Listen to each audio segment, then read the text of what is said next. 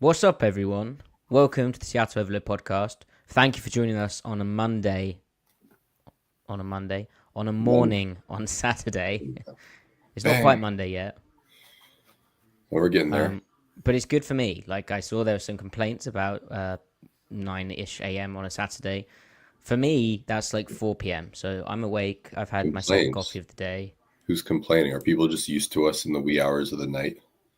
Yeah, there's like some nocturnal creatures up for it. Because we're kind of drowsy and we kind of help you fall asleep. Whereas in the morning, we're not exactly the upper that you would want. Well, I'm going to bring the energy. Okay. I don't know about you.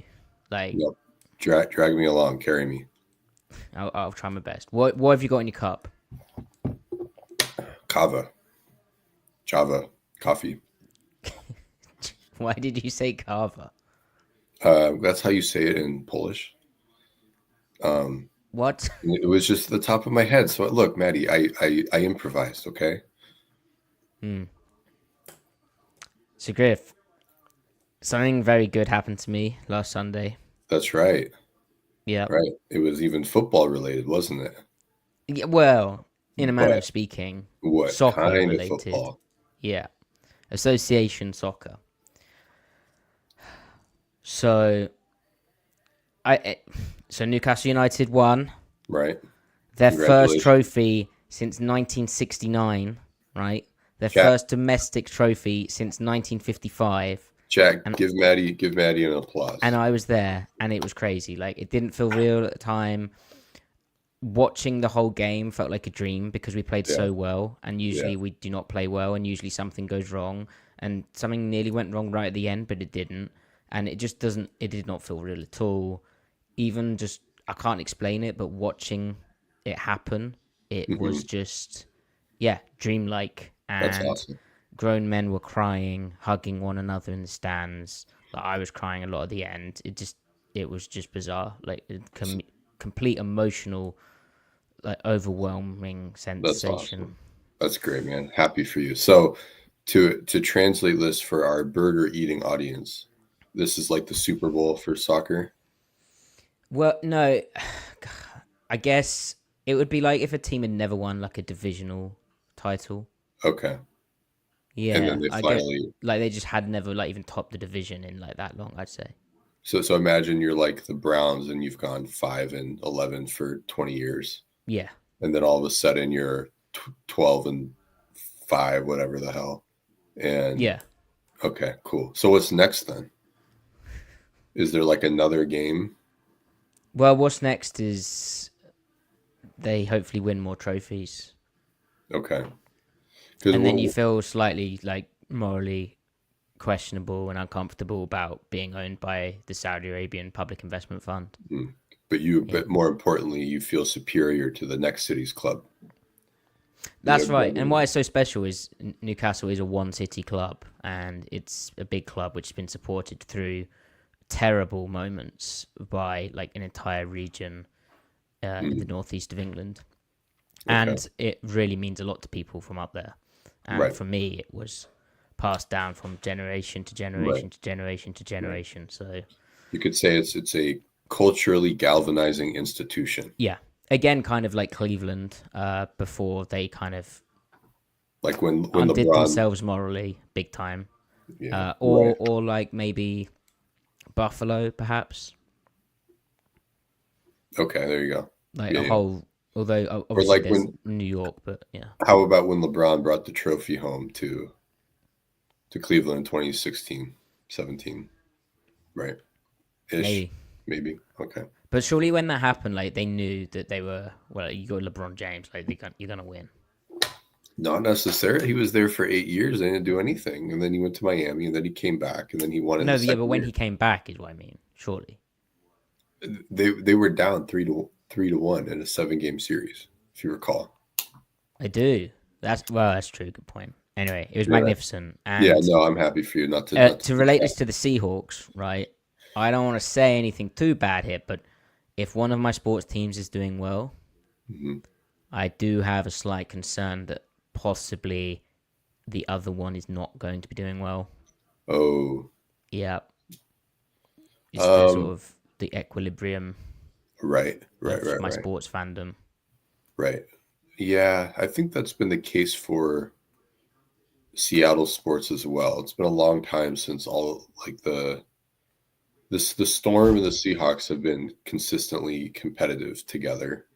But the Mariners and the Sonics and the Seahawks, all three, I don't think they've ever been equally good at the same time off the top of my head. No. Hmm. Ben, thank you for the donation. Chat, please do. Great to see all of you in here. Please do at such an early time. Please ask more questions. I've starred the ones you have asked, so thank you very much. And Ben, with a very important question, which there's no question mark after it. I mean, we can. Can you talk about the pee or the poo poo?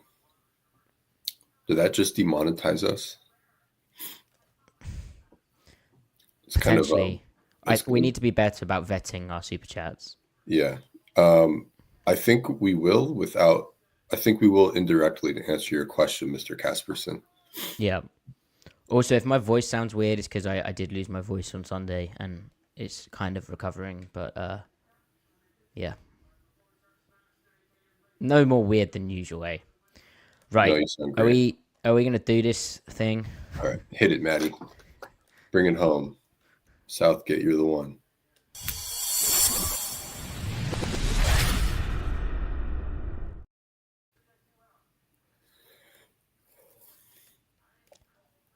Welcome to the Seattle Overload podcast, where I'm joined as ever by Griffin to talk about the Seahawks free agency from the last fortnight. Do you guys use the term fortnight? The last 2 weeks? Yeah, sometimes not like in regular conversation. Like if you said that for real, like, oh yeah, I'll see you. If you say that, you're kind of being tongue in cheek. Yeah, or you're like, hey gamers, let's play Fortnite, right? Yeah. Yeah. As well. Anyway, so the Seahawks have done some things over the last 2 weeks. They've found their DK Metcalf replacement, which is multiple players, I think. Have they? Yeah. Or have they? They have a lot of cap space. Yes, I love it when my team has cap space. And cap space, baby. They have a new big nickel. Wow, that's exciting. And they don't have any more new offensive linemen, although there is one we didn't talk about who we only have to talk about, so I guess we'll talk about them. But first, the biggest news is that they signed Cooper Kupp, released by the Los Angeles Rams, kind of a cap deal thing, in that his contract was like a $20 million salary in 2025, and then like basically $20 million the following season. It was always kind of set up for him to be released, but his performance levels had been dipping as well. And so Seattle's inked him to a 3-year, $45 million deal, which we need to see how much that's guaranteed. I imagine not much. I imagine it's probably just a 1-year deal. I haven't seen those figures. Are they out yet, Griff? No, we still don't have. Wait, 1-year deal on who? Well, I'm saying that I imagine the structure of Cooper Kupp is more like a 1-year deal. Yeah, we don't have numbers on any of these guys yet. Not for real. Funny, except for MVS. Yeah. Yeah. Anyway, so they've signed Cooper Kupp, and Griff, is he washed? Like, final 5 games for the Rams, 0 catches on 3 targets, 3 catches for 24 yards, 1 catch for 29 yards, 1 catch for 29 yards, and then 5 catches for 61 yards, which a solid end in that last game. But is Cooper Kupp in 2025 the same Cooper Kupp as what he can be? I mean, the 2021 Cooper Kupp isn't walking through that door, and I don't think anyone. Yeah, I know, and I don't think anyone is saying that 2021 Cooper Kupp is walking through that door. Mm-hmm. Is he washed or not? It's always tricky because you have to wonder when watching his film, what are the injuries and what are his age? But once you start to approach 31, 32, 33, they're kind of one of the same. Is the injury, are the injuries aging the player, or is age with it carrying along with it more injury? So regardless, I don't think it really matters what you attribute it to. His play is not as good as it used to be because of either one or two or a combination of the injury and the age thing. So on a rate basis, in terms of yards per game and stuff, like he's still producing 1,000-yard seasons, even though obviously he's only playing 9 to 12 games. The efficiency therein is way, way down. And further to your point, the second half of last year, as he became more and more removed from his injury this past year, as the season went on, his numbers got worse. Unless you want to jump in there, like I have watched some of his film and have my own. Yeah, well, before we get to the film, just to recap, that it's an interesting way to look at it. That if you extrapolated it to a 17-game season each time, then Kupp isn't a 1,000-yard receiver. That being said, he's only had one other than his Triple Crown year in 2021. Only 2019 is when he crossed that threshold fully, actually, right. in terms of the production. Right. And he's only ever completed a full season of games, which was the Triple Crown year in 2021. His availability, you might look at recent years and think, is he getting more banged up? But actually, he's kind of been banged up throughout his time in the league. Like 2017 as a rookie, he plays in 15 games, but then it's 8 games. All 16 games actually in 2019, again, the 1,000-yard year, but then 15 games, 9 games, 12 games, and then 12 games last season. So yeah, it's kind of interesting because I think against Seattle as well, our perspective from him has often been him causing real issues for the Seahawks and having impressive games against Seattle and being a bit of a problem. But yeah, Griff, I mean, what did you see from the tape? Because for me, it's a guy who, well, we'll talk about his fit on the Seahawks as well, but it's a guy who, playing in that offense with the Rams, there's certain things that the Rams do that I'm not so sure the Seahawks are going to be doing. Inevitably, I'm kind of talking about the fit. But yeah, what did you make of the tape to start off with? Yeah, so ultimately what I see with Kupp is that so you think about his traits, he's an agility guy, right? Hard cuts, soft cuts, speed cuts, change of direction, ability to re-gear, all those things. Ultimately, for me, when he's clean, not contacted, he's still, again, not the 2021, not the peak Kupp, but he's still a pretty good receiver. It's when he is contacted and he's decelerated by external forces, as in he's slowing down and it's not his idea to slow down. He's being slowed down by a player or disruption or something. His ability to reaccelerate, that's what's waning. Like that's where his ability to re-gear in his route is what has really fallen off. And especially the second half of the year, the separation ability wasn't there. So if you can manufacture off coverage, or you can through alignments and stuff, or through stacks or bunches or reduced splits, you can keep him clean at the line of scrimmage, allow him to kind of set a guy up at the top of his route so he's not contacted at the top of his route. He can still be an effective player for you, especially against zone. I worry against man, though. That's where he really has trouble because you're going to see more contact through your route, right? So like the proprietary elite Kupp stuff, like it is gone. Now, occasionally he'll have a couple of games, or he'll have, a couple of routes within any given game where it kind of looks like vintage Kupp. That's kind of what happens with aging players. Like when the Seahawks had Brandon Marshall for 4 games, he'd have a couple of routes where it's like, that's peak Brandon Marshall right there. I just watched. And then, it's gone. You know what I mean? So it's the ability to be what has been your calling card consistently over the course of a game. And I don't think it's fair to expect that from Kupp. I mean, just what are the chances a guy that has missed as many games as he's missed the last 3 years, that in the 4th year, another year older, he's likely to match or exceed those games where he is healthy? It's just not likely. So outside of that, though, from the business angle, I mean, you had all this cap space. You had to get someone to inherit a percentage of DK's targets, right?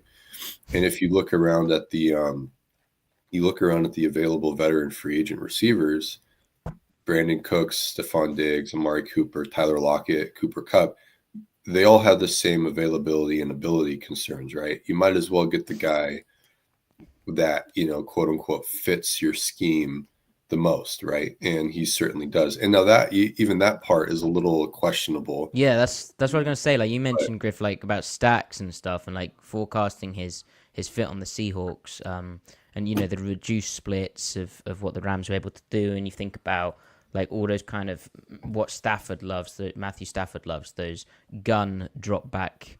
Like, you know, he's running like choice routes, he's running like the speed out routes, all that type of stuff you were kind of referring to.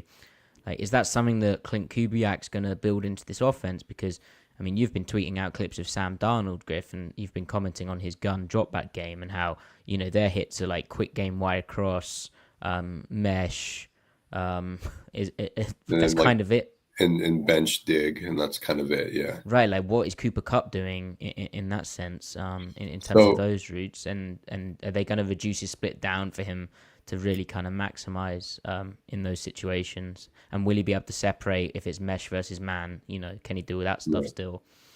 Right. So the whole concept of fit in the Shanahan Kubiak McVay world is funny because there's been such distinct iterations of it, and I think that, like, kind of what you're alluding to, but ultimately what's the scheme like deserves credit for being very flexible and versatile. So yeah, if you watch the Saints film last year and you watch the Vikings film last year, Kupp is kind of an awkward fit if you're speaking like very literally, right?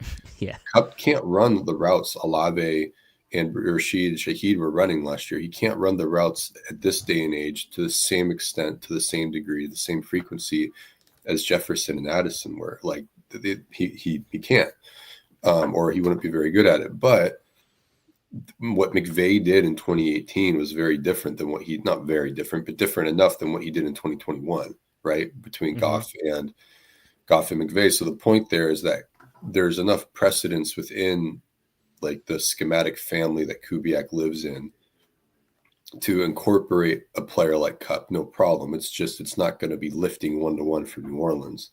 Also, the question of how do you fit him in with a guy like JSN, who is similar to him in skill set on a 12 personnel team, 11 personnel team, it's no brainer. It's just the 2018 Rams, right? The 2025 Seahawks are a little different because they're not going to be an 11 personnel team, not more than a third of their snaps in the likelihood. So how do you fit two guys? Well, right off the bat, you know, you're talking about an X and a Z that are really similar. You're going to have to live in reduced splits, which Kubiak didn't always do, but that won't be a problem. You can do that. And if you get a second tight end that you feel good about flexing around the line of scrimmage, you can have him on the line of scrimmage to the X side and have Kupp be off so he can be in motion and get those free releases, right? So you can make it work. What I wonder here is, I mean, this is a kind of a myopic way of looking at it, but Darnold's numbers throwing in the short and intermediate area last year were not that good. And that Griff is where Kupp's made his money typically, right? Right. And Kupp can really only offer you things in the 0 to like 16-yard range at this point. So you can look at it from a glass half full, glass half empty area. The cynical take is Darnold going to waste what Kupp has left, or is Kupp going to help Darnold in an area he's weak, right? And my answer is I don't know. We'll have to just wait and find out, right? So it will be interesting for sure. When it comes to spreading it out at a shotgun, because the Kubiak offense we think under center, but shotgun matters too. Like he's still spending 50%-ish of his snaps in shotgun. When they go into shotgun and they spread it out, and you have to just work zone windows and read stuff out. I mean, Darnold isn't good at that. He just isn't. The Saints were, and like that's what Kupp is good at, is what I'm saying. So there's going to have to be some like meeting in the middle of what they want to do there. Kupp's like 15-yard bench out route. Excuse me. I mean, it's still pretty good. Again, if he can be clean, if you can set the guy up. If it's like pure man coverage, press man on the outside or from the slot, he's not going to win that route. But if it's catch man, off man, or cover 3 off zone or quarters off zone, then yeah, he can set that guy up, hard break, and work to the outside. And that was a huge route in the Vikings offense, something Darnold is really comfortable with throwing, right, with anticipation and accuracy. He's so good still at like keeping his hip, to your point against off coverage, right? He's still good at keeping his hips square, right, and stepping on a guy and then breaking out, like dropping his weight one way and then breaking to the opposite side. Definitely. And through his stem, manipulating the corner's leverage as well, right? To create cushion Gaining or close space as he wants to. Yeah. So he's still really smart and crafty. It's just, can his legs keep up with his brain type of thing, So we'll have to see. So Griff, let me also ask, and you kind of referenced this, and inevitable that we get into this, but as Ben Solak of ESPN, that's right. He tweeted in the next gen stats era, so 2016 onwards, 2021 Cooper Kupp, so that Triple Crown year, has the most single season receiving yards, the 1,321 receiving yards we spoke about. But second place in that era is Jackson Smith in Jigba, where he has, I should have said, the most single season receiving yards among all slot receivers. And then second place is JSN from last year with 956. So there's this whole deal of, have they just signed an extra slot receiver? And like with Seattle, Griff, do you anticipate this being a case of, well, when Kupp's on the field, he gets a lot of the slot snaps and JSN plays outside more? And in the 3 wide receiver packages, maybe? Or do they just say, we're almost playing with 2 slots, but because we're reducing the splits down, that they're both kind of getting in the spaces that they like to inhabit. I mean, how do you see it shaking out? It's probably a bit of both, right? But yeah, well, in fairness to each of them, so Cooper Kupp 2017, 2018, 2019 exists in the hearts and minds of everyone when you say the word slot receiver, right? The way slot receivers used today. But in fairness to Kupp, he's not a slot. He's a slot Z. He's a Z receiver and a slot receiver. Mm-hmm. And the beauty of how McVay used him and Woods is that either could have been the slot, either could have been the Z, because you can motion and formation them differently across the formation pre-snap, right? That's the whole point. And a lot of the times, when you put the slot and a Z in a stack, it's you know what I'm saying? It's who is who really, right? At that point.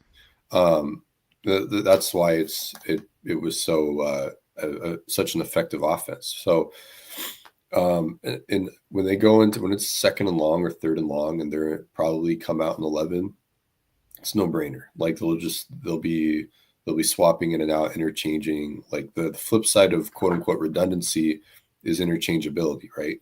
So that will be no brainer. I think the questions will be in 12, and your 12 personnel is going to have to be able to function like 11 when you want it to. And that's what. And so that, Griff. So essentially, sorry to cut you off. No. The success of this duo, Kupp and JSN, will be off of the back of John Schneider rostering another tight end that is really good. A tight end will lift all tides here. And that's why I don't think they should say no to a tight end in the first, even though they have O-line issues.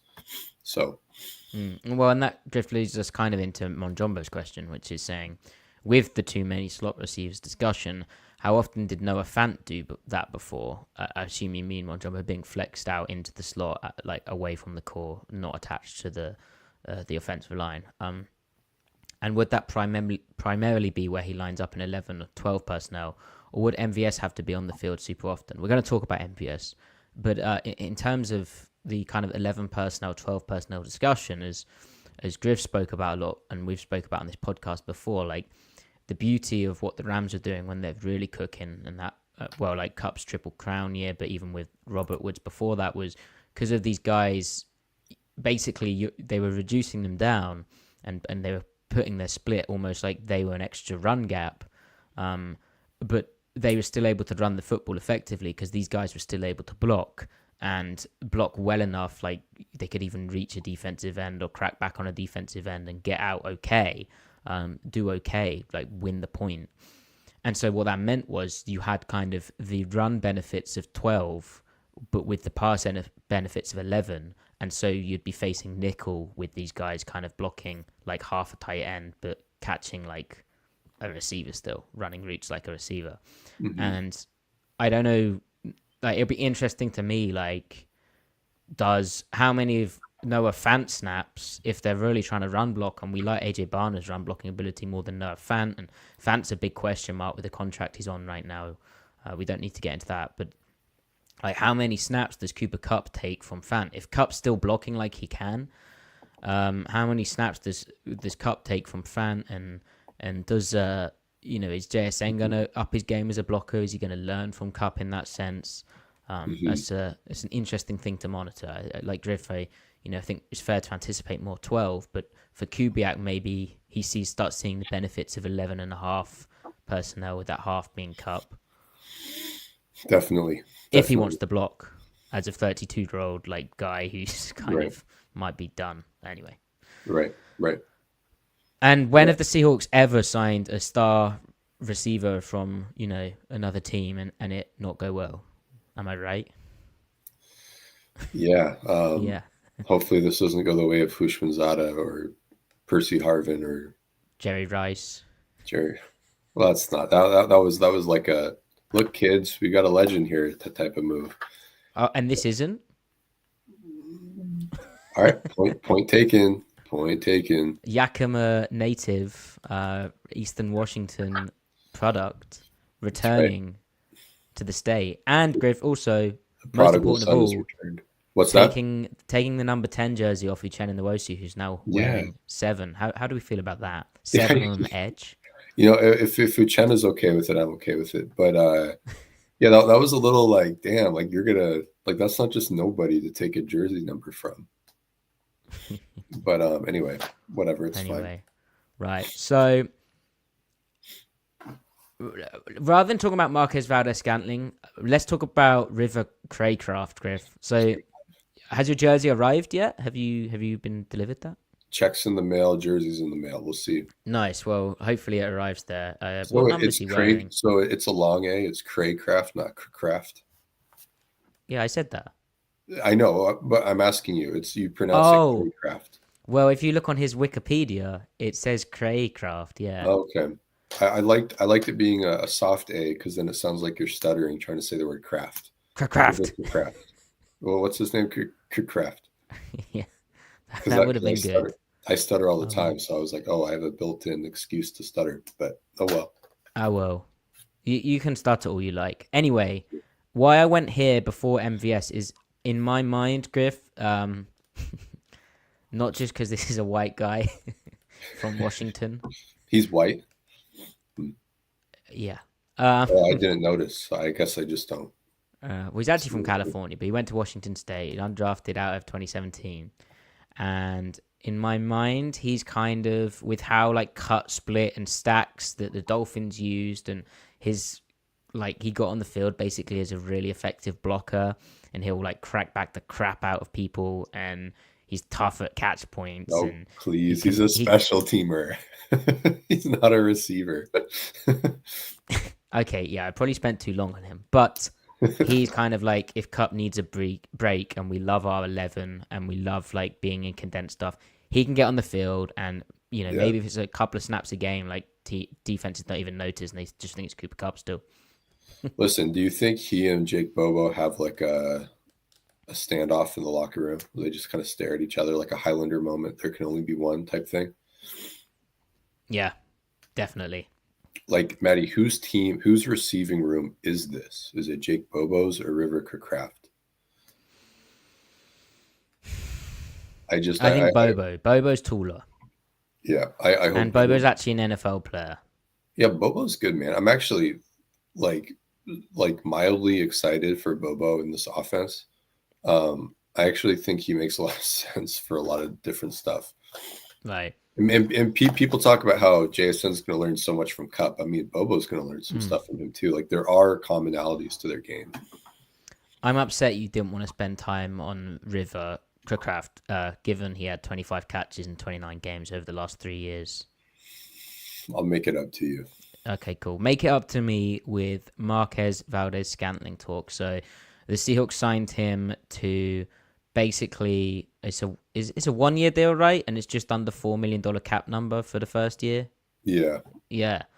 So he's a big play guy. It was quite funny, and it's a bit on the nose when I tweeted back in January that Metcalf was Marquez Valdes-Scantling in this offense, or rather Marquez Valdes-Scantling was DK Metcalf in this offense. And lo and behold, they've signed MVS after getting were deciding not to pay and then trading. DK Metcalf, MVS 17 20-plus yard targets, 22 16-plus yard targets. His average depth of target was 18 yards, which is the second highest in the NFL behind Alec Pierce, which is 22.5, which is so funny because he's like a genuine deep threat. And that was MVS 44 total targets on the year. His final 8 games of the season for the Saints, he caught 17 passes for 385 receiving yards, giving him a career best 22.6 yards per reception average. He had 4 touchdown catches, 3 of which went for 71, 40, and 28 yards. It's a deep guy, but Griff also in this offense, he can do the kind of intermediate crosser. He can run that. He'll run the alert post. In the under center world, he's just looking at the offense. He's probably going to be getting more of the kind of stretching alert type routes. Definitely. But it's also a guy who, he's taking end arounds for them, and he can get up to speed. He's fast. So yeah, I mean, how do you feel about this? And is this cool? Is this exciting? Yeah, no, it's totally makes sense, right? Yeah. Knows Kubiak, fits what Darnold did in Minnesota. Darnold's a good deep ball thrower. MVS was a really good signing for this. Not too expensive, etc. So yeah, it was a good signing. He'll definitely catch a couple of bombs this year. Yep. And I guess for him, it's a big opportunity in the sense that he's actually going to be playing. And I know he had worked with Patrick Mahomes before, but Darnold's looking to really prove something still. He's coming off a great year. Valdes-Scantling is looking to earn like his final payday and hopefully like a multiple year deal on the team. So yeah, there you go. He ran a 4.37 40 coming out. And he's 6'4". Kind of makes sense, right? Mm-hmm. I like the addition, especially for like how the offense. I kind of anticipate the offense is going to look at this point. Just looking at the whole personnel they have, in that they're going to be quite run heavy. They're probably going to be. Well, I'm interested, Griff, to see how it shakes out between under center and gun, because you rightly point out that Kubiak does run like a fair bit of gun. It's not like way under center, but.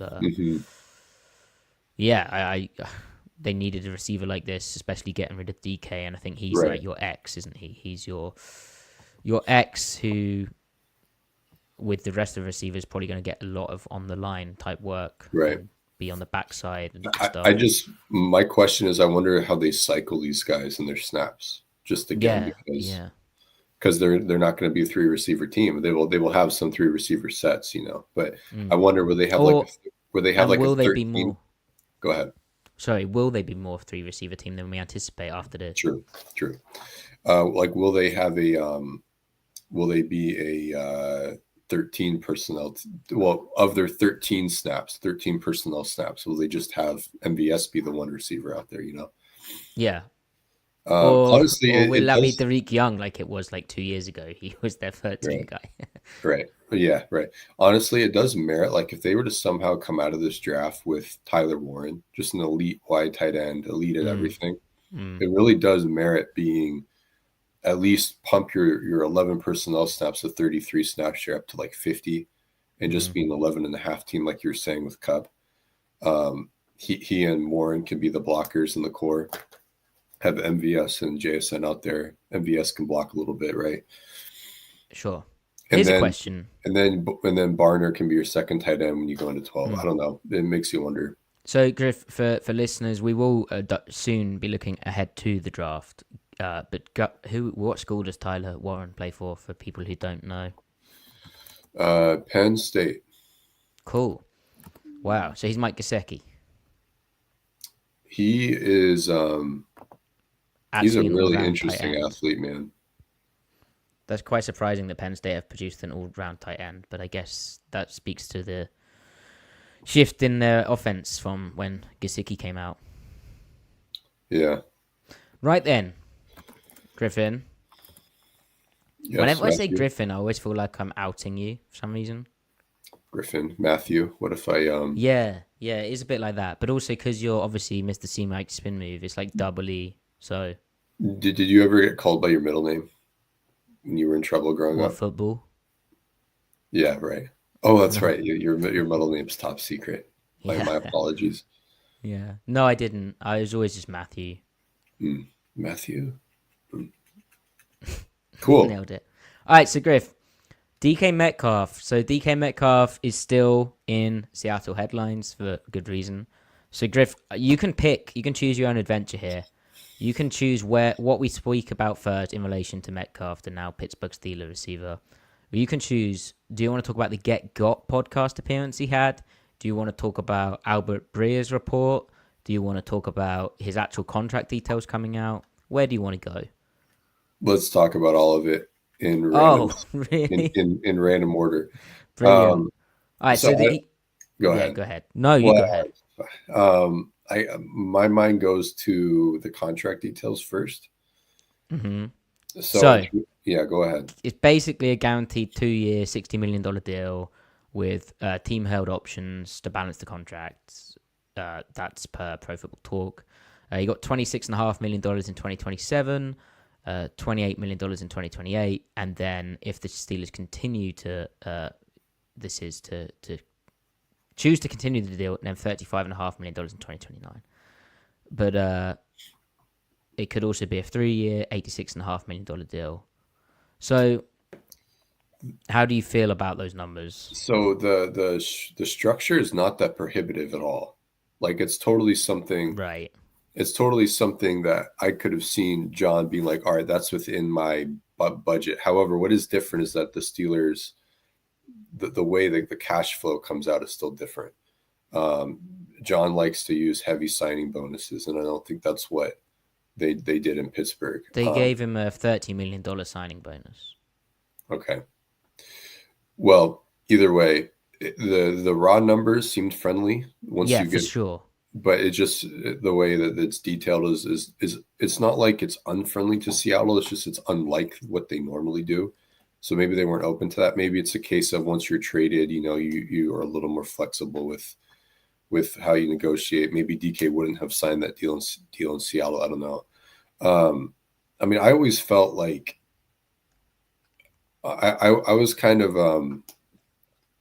like I wasn't like you have to keep DK. You have to. Like I totally get the logic in trading him.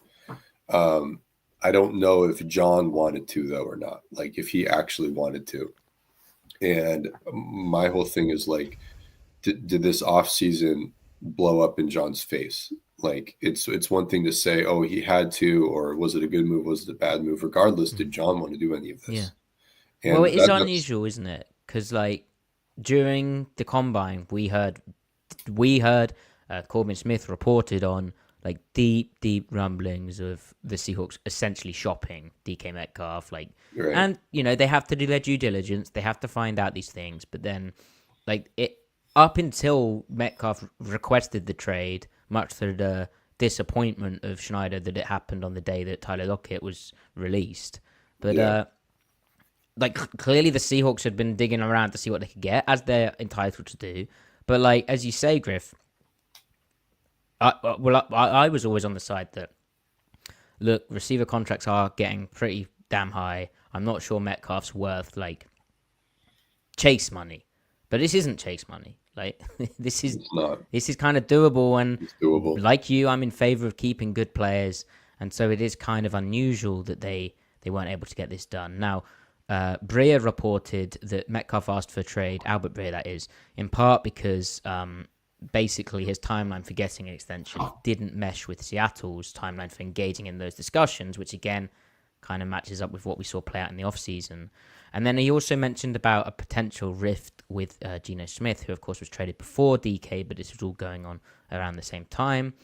We'll talk about that Geno thing in a second, Griff, but it's not just our interpretation here. Like Mike Dugard, the Athletic, said in his mind, it doesn't sound like money was the root of the split as much as both sides just not rocking with each other anymore.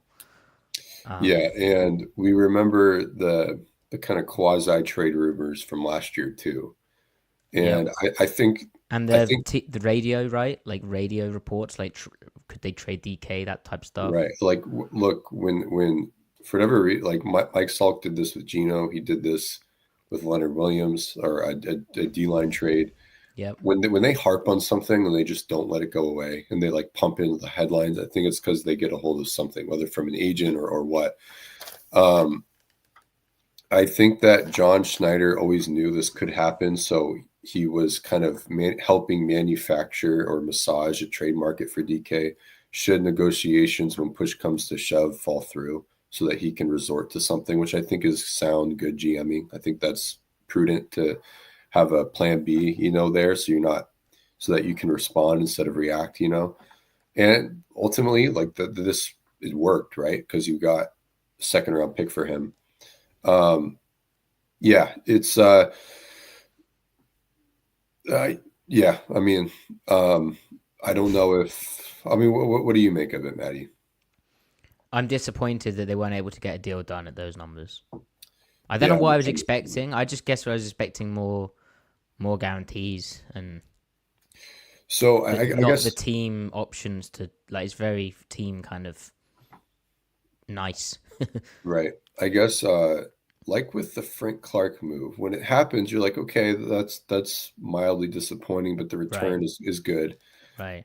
Good, good process trade, right? Mm-hmm. But you still have to replace that player. Yeah. They did not replace Frank Clark well at all.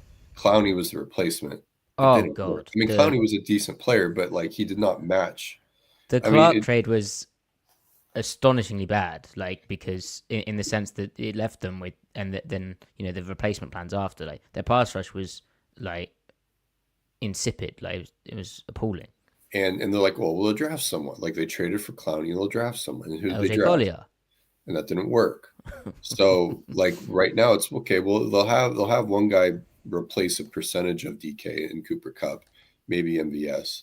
There's a chance for the Kupp deal doesn't work out at all, man. I mean, that's one of the outcomes is Kupp doesn't work out at all. Which, again, the process behind the signing was fine, but then you're going into this draft and it's an okay receiving class. Right. It's not bad. Well, it's okay, but it's a really good tight end class. But what if you don't get a tight end? I mean, you got to be careful here. Well, we can talk about process, but then the results have to follow. Sure.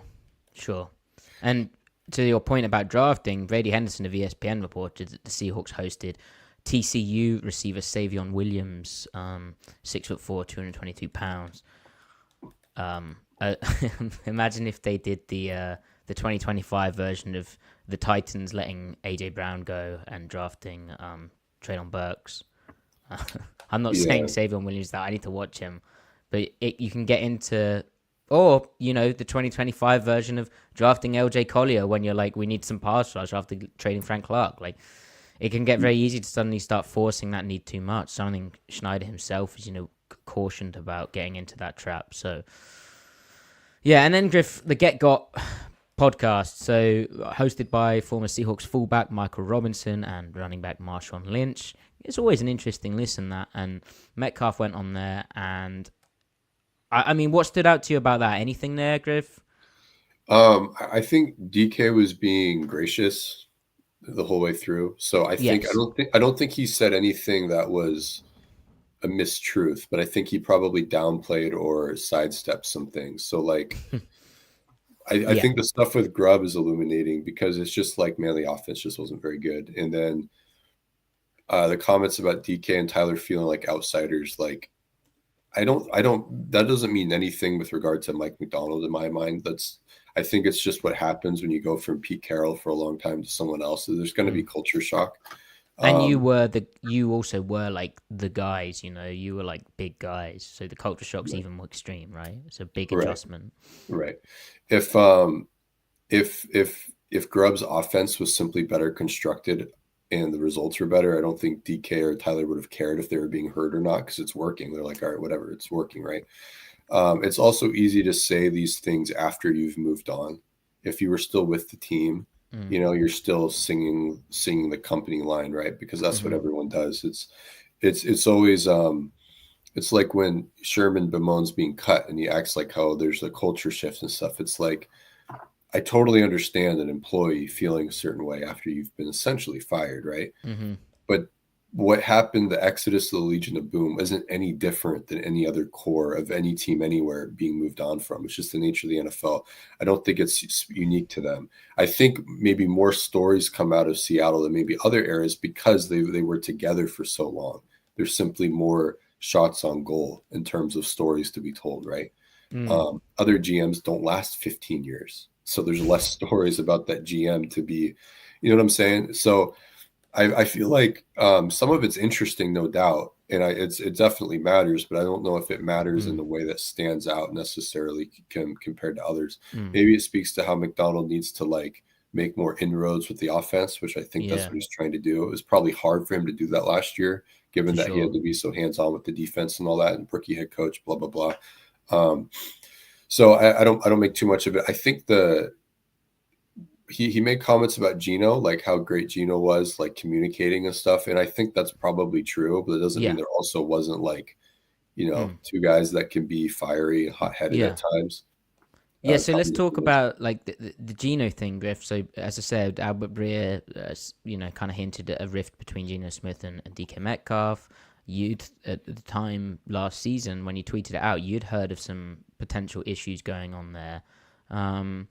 To me, like my interpretation of all of this is, as Metcalf said, like the Grub stuff on the Get Got podcast was illuminating. Like they have that 49ers game where they run all hitches and the DB breaks it up or whatever, and DK's like, we need to run past people, like we need to establish the deep threat first. And again, that was criticisms we kind of had about Grubb's route choices at certain points and how he was testing a defense. But DK described how him and Tyler Lockett kind of, he didn't say this in his words, but it comes off to me like they kind of checked out, like in terms of how they were preparing for games. They weren't doing this usual stuff that they do as vets.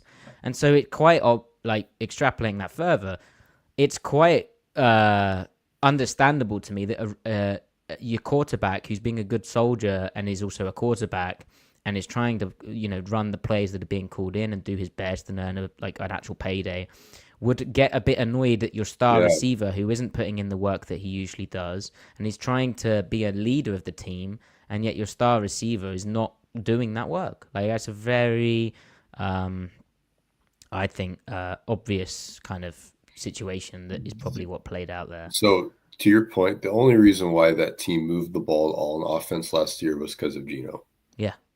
I mean, I really think this is kind of another portion of it, but Matty, they might have played themselves, as the saying goes, at the quarterback position this offseason. They might have screwed up, but we'll see. Oh yeah, they really might have done. And Plummer saying, Ryan Grubb ruined our offensive cohesiveness. We still won 10 games. What could have been had we had a better coaching staff? They had the capacity, even with the O-line, they had the capacity for like the third year in a row to have been a 12-win team. And I feel like they've never been more suited to finally make that jump to a 12-win team than this offseason. And I think they are improving, and they are likely to improve in areas they need to improve. And yet again, they're going to regress in other areas that they did not need to regress in. And they're going to end up more or less at the same place. I feel like this is a team that has, even accounting for the draft, they're going to be an 8, 9, 10-win team, maybe Cinderella their way to 11 games. I don't see anything more than a wild card appearance. And they will be well coached. Like I feel like this will be the most cohesively structured scheme on both sides of the ball that we're going to see at the same time in a long time. And they're going to fall short because they don't have the right players in the right spots. And well, that's bloody cheerful. Now, I part of the reason also for your comments there is that the Seahawks offensive line, as it is currently constructed, if you look at it on paper, and football games aren't played on paper, and I'm sure they're going to improve, as we spoke about, thanks to having an NFL offensive coordinator who has a more balanced offensive approach in Klint Kubiak. Nevertheless, on paper, their offensive line is currently worse than it was in 2024 when it was really poor. Like, if you look at their offensive line signings, they have signed one offensive lineman in Josh Jones, who is a huge swing type tackle. He basically played as a sixth O lineman for the Ravens in a fake tight end role. He's basically the Stone Forsythe replacement. It is not the kind of acquisition we were expecting in free agency. It's a 1 year, $4.75 million contract, which that's quite a lot for a backup swing tackle, although the cap's going up. But Griff, they've missed out on guys like Tevin Jenkins signing elsewhere. They've missed out on earlier names going, but they've missed like the first wave of offensive line free agency, and then the second and third waves of offensive line free agency. And right now, Griff, the team has $64 million of cap space per over the cap. Again, we need to see some of these recent contracts that they sign and how they're constructed. But that's quite a lot of cap space to then have not actually added any of the offensive linemen in free agency. Mm-hmm. And I mean, how do you feel about all of this? Because and do you agree with what I've said? Like, is the offensive line worse than it, or are they better with who's the left guard right now? That's on a need to know basis, Mr. Brown. Well, let's remember your place. No, but actually, who is the left guard right now? It would probably have to be Lamea. Yeah, nice. Or Haynes with Lamea at right guard. Yeah. How do I feel about all this? So, look, John Schneider has made it clear that he wants to. No, I was going to make a grind set. Like, John Schneider is becoming an Instagram influencer, but instead of stocks, it's cap space. I don't know. So yeah, I mean the free agency, like, look, they tried with Fries, right? They really did, and like not like, oh, we kicked around. Like, no, they actually tried. So I get it. Like, that was, they wanted to. I respect that. I understand not signing Jenkins, even though he was best available. You know, injuries, availability, okay, fine. But look, I mean, they weren't in the trade market. Maybe the trade market isn't dead. Maybe there are some competent guards out there that you could flip a third or fourth round pick for. I'd be game for that. You know, that's under contract already. I'm surprised they couldn't get Lucas Patrick in, because they know everything they need to know about Lucas Patrick already, him having been on the Saints last year. And I thought he was an average starting guard. An average would be a big floor raiser, right? Yeah, and we're talking a 1 year, $2.1 million with the deal with the Cincinnati Bengals. Like, with the Bengals, and then think about that. Like, Patrick doesn't even fit their scheme very well in Cincinnati as he would in Seattle. So, what does that say? I don't know. What makes you say that, Griff? That's an interesting comment. Well, because they're shotgun heavy and they don't run a lot of outside zone, and right. Seattle will, and Lucas did in New Orleans, and he can reach guys. You know. Yeah. He's good at it, and the protection is okay. Yeah. So, and that okay in a run heavy scheme, right? When you pass more, the three techniques are just going to be like, oh, it's all pass. I'm just going to go vertical all day long, and maybe his protection would be worse in Cincinnati. I don't know. But so it is unfortunate. It's not the end of the world, because that said, look, it's a common refrain. We like the guys we have, and the draft is still coming, but as that refrain goes, like, I kind of buy it this go around. However, it's just, you're still placing a lot of stress on the development of Olu Oluwatimi and Christian Haynes and the draft, that I still am rooting for those things to go well, the incumbents in the draft. But I wish that the success of the season wasn't completely off of the backs of those things occurring. I wish that they had a little more hedge going for them, right? This is what I'm saying.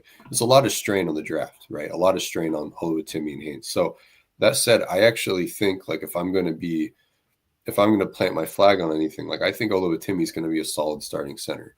I know they like Sundell. I think there's some things there, but I think Oluwatimi's tape last year with, you know, suspect coaching and scheme was pretty good. And I think that he's right up John Benton's alley and all the rest of the offensive coaching staff's alley for what they want at center.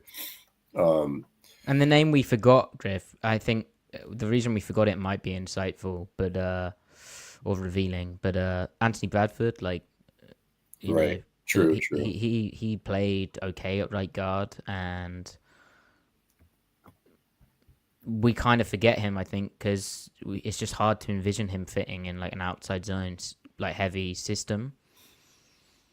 Right. No, And I agree. you worry a bit about like his foot speed and all that type of stuff. But at the same time, maybe he somehow does fit.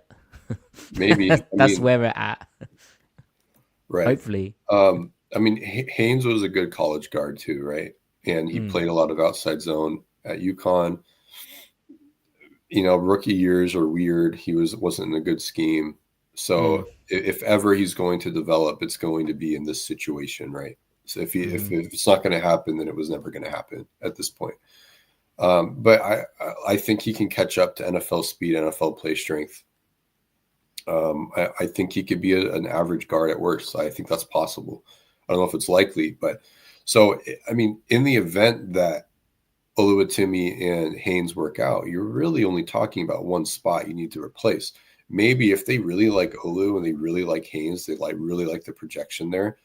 I wonder if they think about outright replacing Lucas at right tackle. Because what if Lucas isn't good, man? Like we talk about his health, but what if he's like, because he was on a development arc that was pretty exciting his rookie year, and then he hit a rookie wall the final month of the season in 2022. And we haven't seen him play what he showed the first 2 or 3 months of his rookie year since then, right? Like not even like a flash here and there. Like what he did last year, like when he got back in and he still wasn't 100%. He wasn't very good. What if he doesn't get back to it? I mean, they'll know internally how they feel about him. So what if they draft a guard and a tackle, and because they feel good about Oluwatimi and Haynes. So Yeah. And I I'm don't know. sure, like, Lucas Patrick has signed in Cincinnati, but as Monjombe points out in the chat, Phil Haynes, who was once with the Seahawks, is a free agent. More realistically, so is Dalton Reisner. They will sign at least, I'd say, 2 vets to, like, that type of contract figure. We don't know who that is yet. What did you make, Griff, of... Oh, go ahead. I was going to say really quick, Bryce Coots, our pal in the chat, said that he wonders if they might like Shane Lemieux more than Patrick. He played well for the Saints last year. I agree on both counts. Yeah, I mean, he's a possibility. He could be a guy that is worthy of giving you snaps. So he's someone we should keep our eye out for. Right, and Finn asking in the chat, are they effectively forced to take interior offensive line in the first round at this point? Another point of concern considering the success they saw pivoting to best player available in recent years. Right now, it's for a general manager who likes approaching the draft without any obvious needs. I would say, yeah, it's looking it's looking like an obvious need, isn't it? But like I said, I think we'll see a couple of vets arrive at some point, and that will. I don't think they're forced to do anything, but there's certainly pressure to be quite aggressive. And as Griff said, you could see him draft a guard and a tackle. Right. What did you think, Griff, of Schneider on the radio? Do you have any takeaways from that? He seemed quite pressed. He keeps making comments which are like, "Hey, that's some good news," or "Hey, that's a positive." He seems pretty down, and feeling the pressure and the outside noise. I would suggest. Any takeaways? Actually, I kind of. I mean, he's once again like whitewashing, sanitizing his. I mean, that was kind of an awkward question. The way Bob asked it, he was like, "Look, are you bad at scouting guards?" Like he kept going and going and going with the question. I felt like it was getting kind of palpable. He talked about how some guys on their second contracts end up doing well, but they don't keep them in Seattle. Yeah. So let me talk like real quick. He said we haven't developed guys either because they've gone on to play well for other teams. It's like, no. You were developing them, and then you've decided not to pay them, and they've been developed here. They've obviously still gone and developed at the other team, but like you probably should have paid them, or you kept the wrong guys, or you should have paid those guys, right? Right. It was a weird interpretation from him. Year 4, year 5, year 6 for interior linemen. I mean, really all offensive linemen are like the golden years. And so like, had you offered an extension to Damian Lewis in his 3rd year, you could have gotten him probably at $8 million a year. You could have avoided the whole thing of, we're afraid to pay these guys. They really let average, mildly above average be the enemy of perfect. And it's just like, we would rather pay $2 million for bad guard play than, 110% for average guard play, whatever. And that's what they're doing again. What their market rate? Yeah, and they're doing it again. They're doing it again. Look, both Ethan Posick and Damian Lewis should be Seahawks still. And so the problem there is that they just don't want to. It extends beyond the O-line. They're not keeping the right players. They're prioritizing the wrong things with their cap disposable income, if you will, when it comes time to who they bring in, who they let go. It's frustrating. So yeah, I mean, look, they haven't drafted an all-pro guy. They haven't drafted even a Pro Bowler, but James Carpenter, Ethan Posick, Mark Lewinsky, Damian Lewis, J.R. Sweezy, all those guys played decent football in their second contracts for other teams. It's frustrating. So you could at least, if you keep one or two of those guys, like I know it's easier said than done, and they had a lot of cap issues, other guys they had to pay, but the team would be in better shape if they would just pay one of these guys. Because this is how you end up in this endless cycle otherwise. Yeah. So. Yeah. Wow. Cheery. Thank you so much, everyone, for your donations. So let's do this. I see Bryce. Thank you. That's kind. You got a super sticker Bryce. As well, which says like OP, and it's like I don't even know how to describe that. It's like a hippo with a robot arm and then a rocket coming out of its. Oh, it's like a rocket attached to the eye. It's amazing. Check out the YouTube chat if you guys can't see that. And guys, check out Bryce Coots' podcast, Hawk Zone Red Down. Absolutely. With there you go, with the Hawk Zone logo. Then Super Sauce, thank you so much. So love the show. Thank you. Curious what you guys would think the best use of all the extra cap space is right now. Front load extensions, maybe. That's a great question. Like, as I said, they have nearly $64 million in cap space. Why? We gotta find out the structure of, because that doesn't account for that doesn't account for the Kupp and the Lawrence and the Ronald deals yet. Oh yeah, what we haven't spoke about DeMarcus Lawrence. Oh yeah, we got to do that. But real quick to answer Super Sauce's question. Yeah. A combination of rollover and maybe extending some of the 2022 class. Get those extensions done early. That's what Howie Roseman does. He extends early and bets on their future, and then he ends up winning more than he loses. So. And then no question to ask. Nothing really valuable to bring to the conversation. Just wanted to show continued support for the podcast. You guys are rad. Happy Saturday to all. Stay safe and go 12s. Thank you so much. That's very kind, me. Thank you, me. Appreciate that very much. Right, so Griff, it's been a minute, but DeMarcus Lawrence. D-Law. Wow, this guy. This is a guy, right? Like I always loved D-Law. Yeah, he was great when he was came out in 2014, right? Yeah, I mean 2014? No. Has he you want to bet? Has he been in the league? I thought he was like 2016. 2014. That's insane. So the obvious concern here, Griff, is that after playing and starting 17 games in 2022 and 2023, he only appeared in 4 games last season. Why was that? He suffered a foot injury, which saw him miss the rest of the year. It was reported as a 3-year, $42 million contract. I'm sure it's not close to that. They lauded his run defense. Of course, he has familiarity with Adam Dirty, the defensive coordinator, who was his D-line coach. I said that the Seahawks probably needed like a bigger type end to fit their run defense, and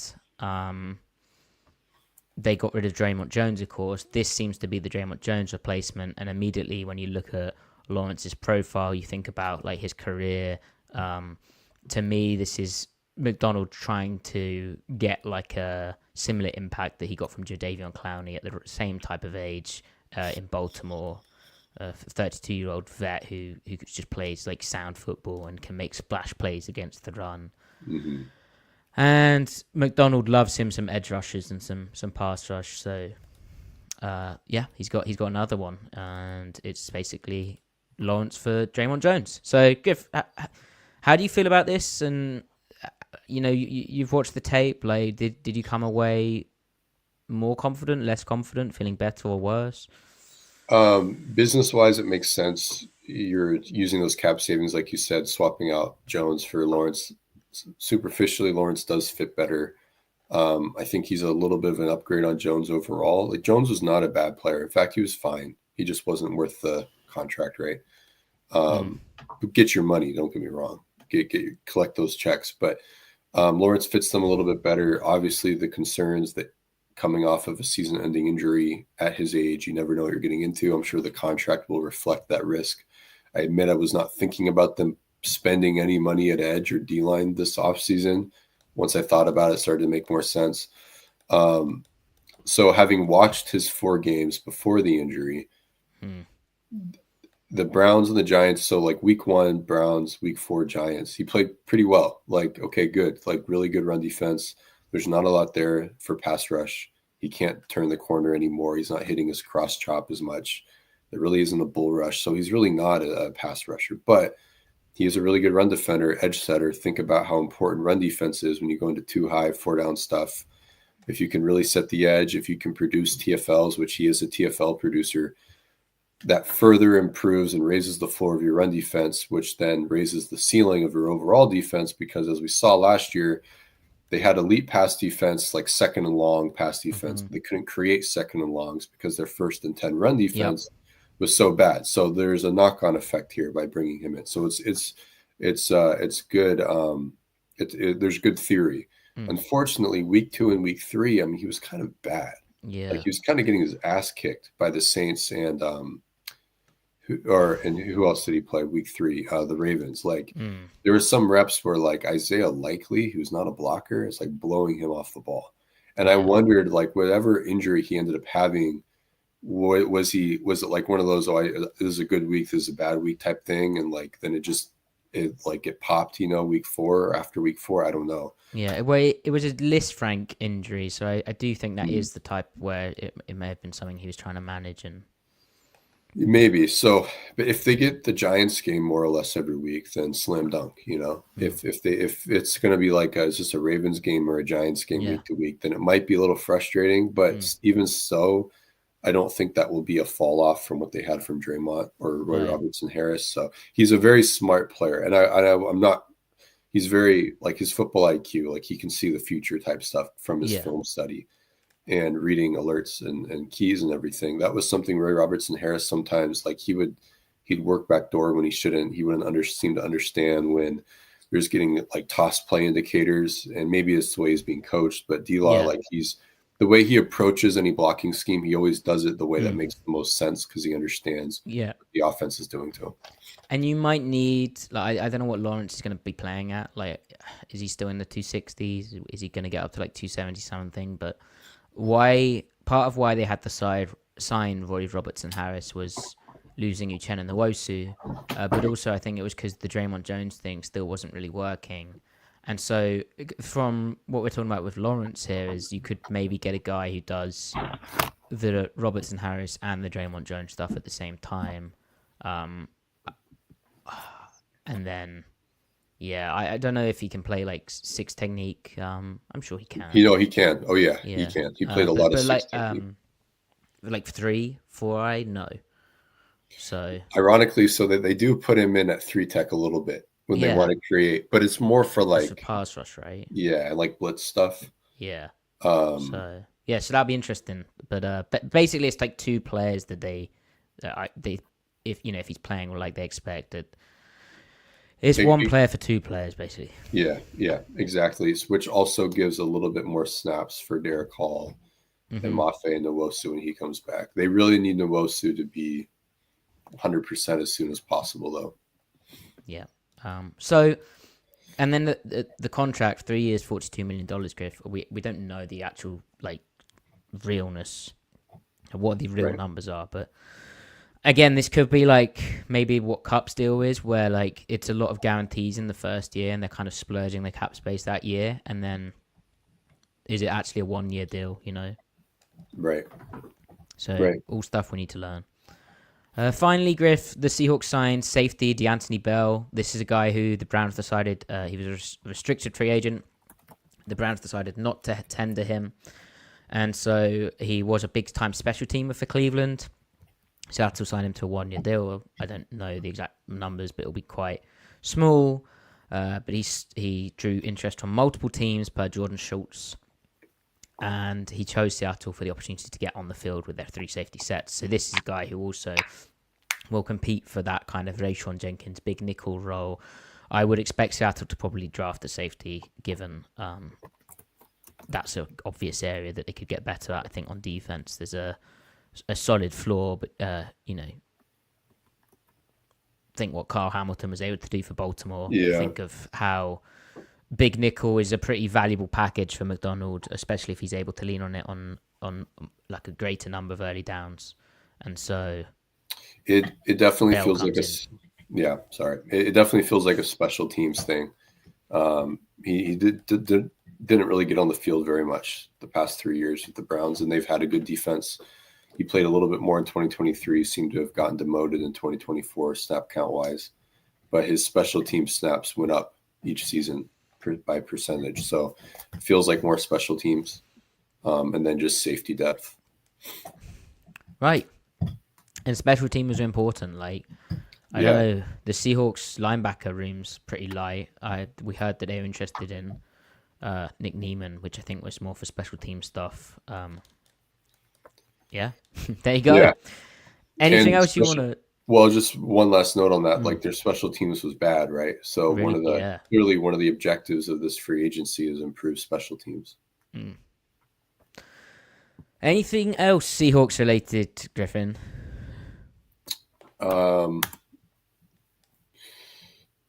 As far as free agency, I mean, they're probably done, minus some housekeeping stuff. I think they'll sign like a guard or two still. Okay, guard or two. Do you think they'll sniff around? Do you think they'll be involved in a trade for anyone? Not at this point. I think trades would happen. Like, it'd be that classic, start of the season type deal for Schneider. Like, maybe a couple of weeks into the year, and he pulls the trigger on someone they've been working for a while. Right. And that'll be an instance where we need to pay attention to, what's coming out in the radio and what the flagship is promoting. Mm-hmm. Per Dome, with the question, is it encouraging that we haven't seen the cap numbers for Sam Darnold, Cooper Kupp, DeMarcus Lawrence yet? I don't know. Maybe. Could be. Definitely could be. Given I'm not sure agents would want to get it out there too soon if it was not that good for their client. Right. We have seen Darnold's cap numbers, no? Maybe not. No, not officially. We got some details about guarantees, That's but right. not what is bonus and what isn't. That's right. So we'll have to do a podcast when that happens. Are you guys, the snail saying, are you guys at all worried Byron Murphy won't re-sign with the team if we keep playing him out of position? I think it's quite soon to be worrying about that. And also, how have they played him out of position? I don't think they have played him out of position. Yeah, I mean, we have to remember, you drafted him to be a B-gap player, but he played a lot of nose at Texas, so he's going to be more nose than he did in Seattle. So yeah. So he will always be a little bit of an A-gap player, but part of why you picked him is the versatility. Yeah, he can do both. That's the whole point. He's D-tackle.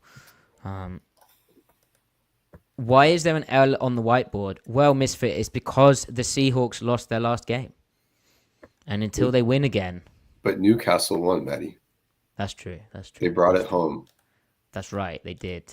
It's not quite what we say, but I know you're doing that intentionally, so that's fine. I'm not bothered by it. So pump it up. Newcastle won the cup, right? That's right. So you could draw a cup.